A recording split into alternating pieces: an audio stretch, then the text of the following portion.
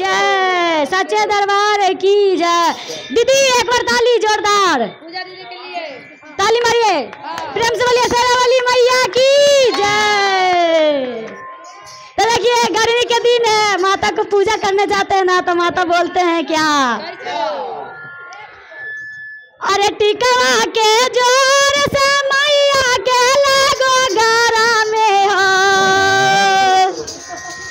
अरे टिकवा के जोर से मैया के लागो गारा, जरा हट के पूजवा करे हा सेवका भर लागो गारा में,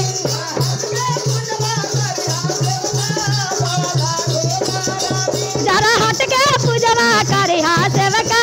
भर लागो गारा में, जरा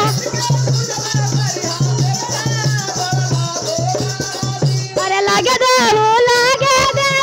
आज मैया गारा में जे,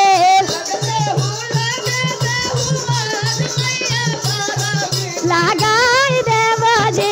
मैया यस कोलार पंखा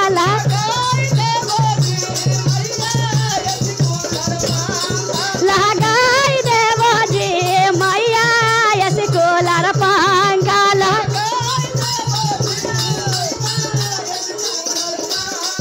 अरे झुमका के जोर से मैया के लागो गारा में जे, ए हरवा के जोर से मैया के लागो गारा में जे,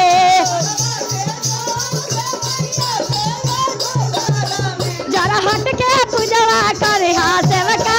भर लागो गारा में,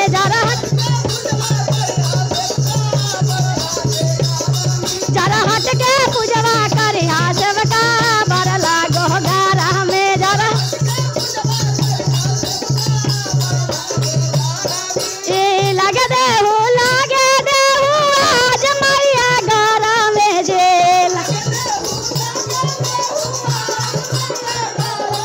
लगाई देव जे मैया यस कोलार पंखा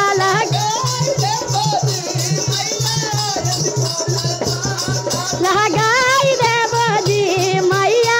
यस कोलार पंखा,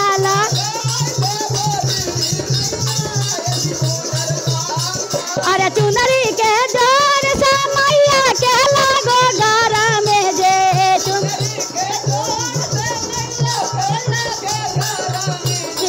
खोइचा के जोर से मैया के लागो गारा में जे,